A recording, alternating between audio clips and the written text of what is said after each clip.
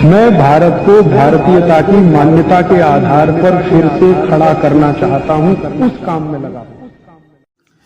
नमस्कार दोस्तों, स्वागत है वैदिक युग में। आज का हमारा विषय है भारतवासियों में शराब का प्रचार प्रसार, माने भारत में शराब का इतिहास क्या है।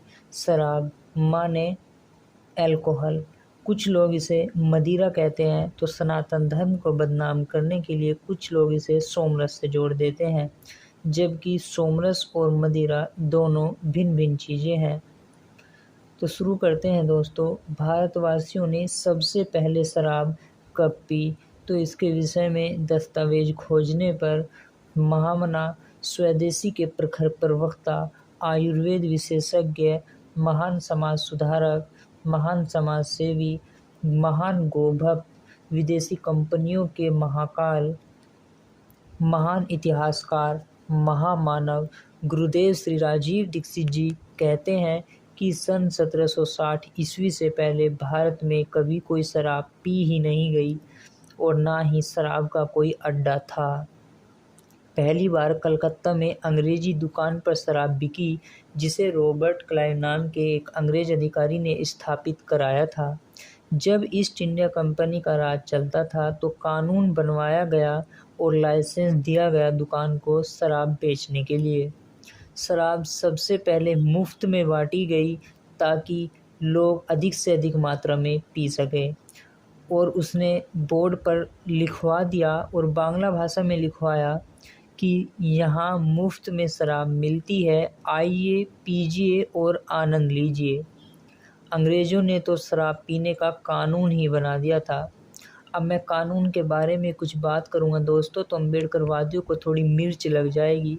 शराब एक गलत चीज़ है और सामूहिक रूप से शराब बहुत गलत चीज़ है।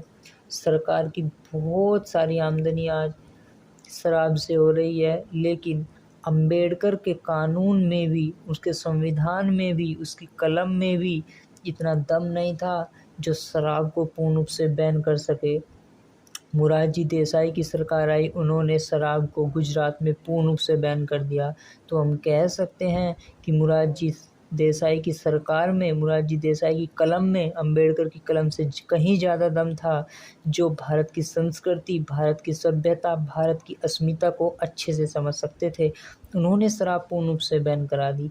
या तो अब कुछ लोग कहेंगे कि अकेले तो संविधान बाबा साहब अम्बेडकर ने बनाया नहीं, तो फिर ये लोग इस बात को भी कहना शुरू कर दे कि संविधान निर्माता, संविधान के शिल्पकार बाबा साहब डॉक्टर अम्बेडकर नहीं है, वो एक माध्यम है सिर्फ। तो दोस्तों, हम इस विषय पर आगे बढ़ते हुए कहेंगे कि संविधान में बहुत सारी कमियां हैं, खामियां हैं। अम्बेडकर को इसका दोषी माना जाए ना माना जाए, यदि आप मानते हैं कि अम्बेडकर ने ही संविधान लिखा है, तो आपको ये मानना होगा कि अम्बेडकर पूर्ण रूप से दोषी है। अंग्रेज़ों का बनाया हुआ कानून कॉपी पेस्ट किया है। यदि कॉपी पेस्ट नहीं किया है तो शराब चालू आज़ादी के आज तक भी क्यों है? यदि शराब चालू है तो प्रश्न यह उठता है कि सभी तो आम आदमी हैं, लेकिन संविधान को बनाने वाला तो आम आदमी नहीं है, और अम्बेडकर को अम्बेडकरवादी लोग आम आदमी मानते भी नहीं है, उसे महापुरुष का दर्जा देते हैं। तो वो कौन सा महापुरुष है जो शराब पीने को भी प्रतिबंधित नहीं कर सकता? छत्रपति शिवाजी महाराज ने तो कभी नहीं कहा, उनका जब राज चलता था उन्होंने तो कहीं शराब नहीं पिलवाई किसी को, कहीं गलत काम नहीं कराए गए। ये संविधान इतना गलत है, इतना बेकार है, इसमें कहीं पर भी मांसाहार पर भी रोक नहीं है, कोई कितना भी खाओ पियो। चलो दोस्तों, हम अपने विषय से भटक जाएंगे, ऐसे तो घंटों घंटों संविधान में कमियां निकालते हुए हो जाएगी। तो हम अब शराब पर ही आते हैं कि अंग्रेज़ों ने तो कानून ही बना दिया था शराब पीने का, लेकिन उन्होंने तो कानून भी बनाया तो ऐसा बनाया कि जब बालक बालिग हो जाए तो वह शराब पीने का अधिकारी हो जाता है, और शराब पीने का अधिकारी हो जाता है तो उसकी उम्र निर्धारित कर दी गई मात्र 14 वर्ष। तो दोस्तों, अब थोड़ा सा शराब और सोमरस में भी अंतर जान लेते हैं, क्योंकि कुछ लोगों ने सनातन धर्म को गाली देना अपना पेशा समझ लिया है।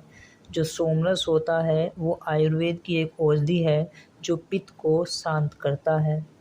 और जो शराब होती है वो पित्त को भड़का देती है, अर्थात उसको खराब कर देती है। सोमरस पीने से पित्त रोग होता ही नहीं है और शराब पीने से पित्त रोग बहुत ज़्यादा हो जाता है।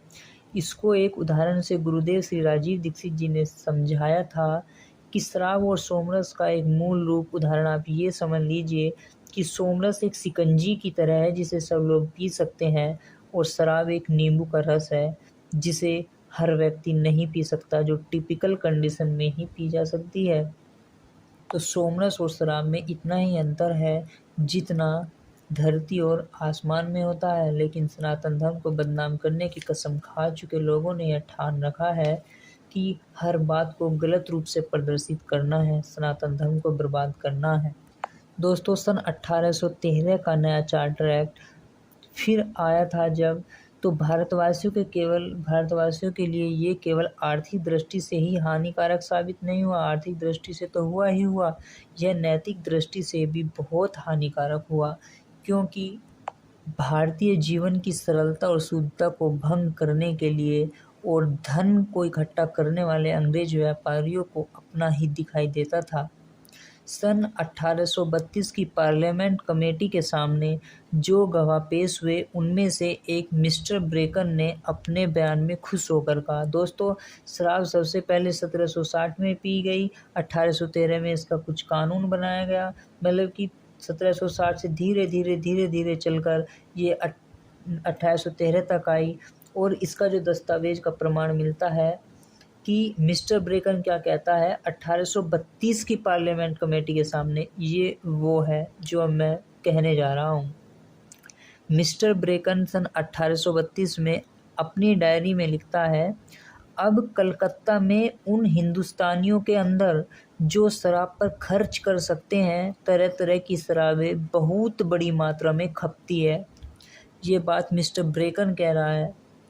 इसी गवाह ने एक दूसरे प्रश्न के उत्तर में कहा है, मैंने कलकत्ता के एक देसी दुकानदार से, उसने कलकत्ता में जो दुकानदार थे जो शराब की बिक्री करते थे उनकी बात कर रहा है, जो वहाँ के बड़े बड़े खुद फिरोशों में से है, सुना है कि उसके शराब ब्रांडी और बियर के ग्राहकों में से अधिकांश ग्राहक हिंदुस्तानी हैं।